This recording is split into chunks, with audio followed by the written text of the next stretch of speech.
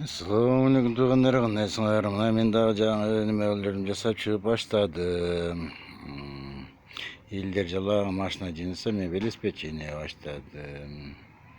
Мамашканын үйүнө, папашканын үйүнө келип алып тоодо айылда ушулар жасап отурам.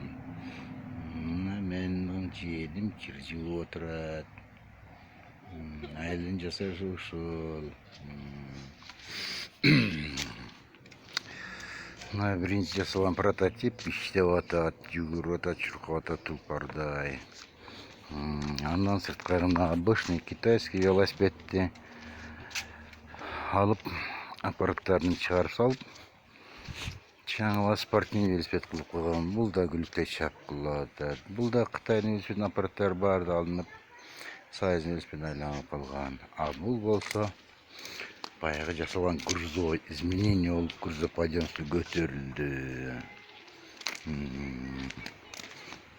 Андан сырткары эми могул прототиптин өзгөртмөсү чоңу жасалып жатат.